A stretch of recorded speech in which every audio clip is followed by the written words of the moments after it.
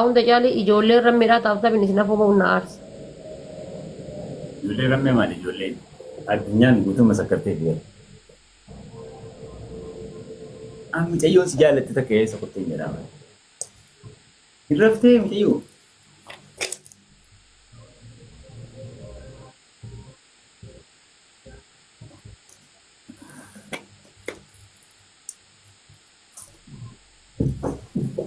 Dumi seetiyoo qanaa beeyni ati rakkinni ati qabdu baqa mana yaalaa si wallaanan illee hidhamne bara. Maal haata qoyi? Maaluma haa taate? Gooma haati immoo gara gajjalaa kana.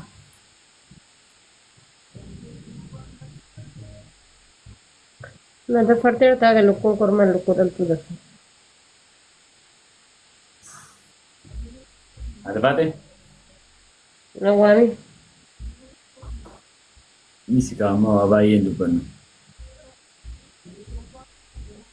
Wanti dhugaa jaalalatu waan irratti. Filtarii jijjiirratteetiin akka waan gartee nama jijjiirama qaamaa fideetti filtarii isiin si qal'isuu fayyadamu. Haati faatee qallatti illee gaafa haallafatti isiin nan argitu gaafan argu haati faatee kan dhugaa isin mul'atu. Gubbaa gaafa deesee kan isin fakkisan gabbeettu waan yoo haati faatee sanii jedhamti akka hin beekne naan isin filtarii nama godhu fayyadamu.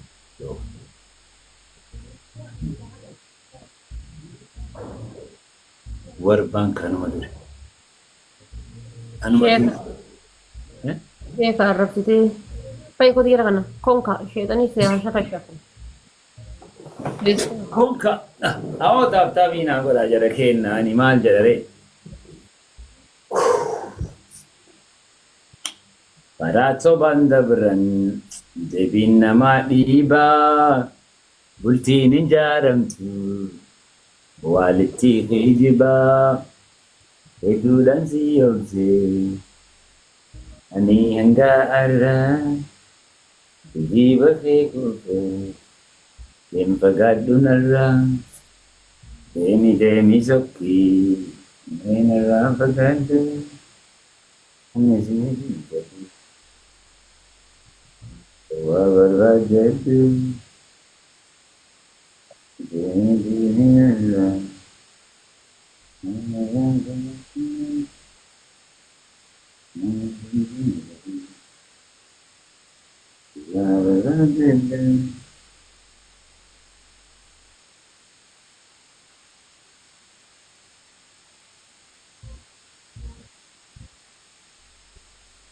Onna kaasuun lafaa inni bakka sana galchee onna kaasuun.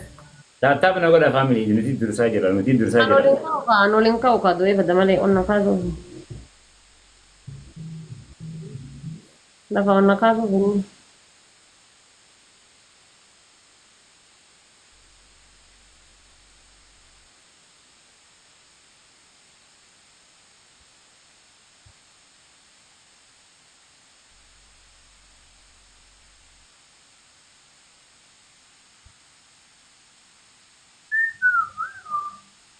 Taattaa bina godha wiir manaa egaa waan biraa dadhabde. Yaa dabari kayyoo laabsiyyoo inaa naabaan eertoo samaabaan qabaayee.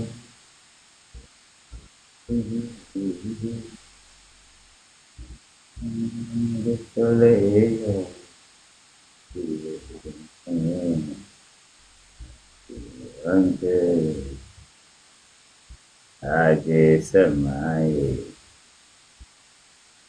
haati faatee shistaadha turtee gatatee akka namoo hachuun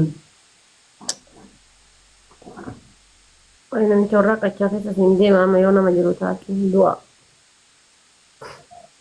haati faatee እንጄን ወልጄ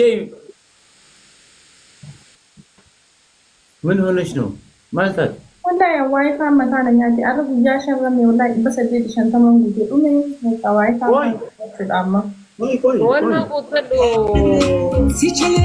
እና ሲቶች አንንጋመቶች ዋና ቁጥር ከናም ፈየደማ ነው ማልታ ሆኒ ዊዳይ ዊ ዳይ دربنا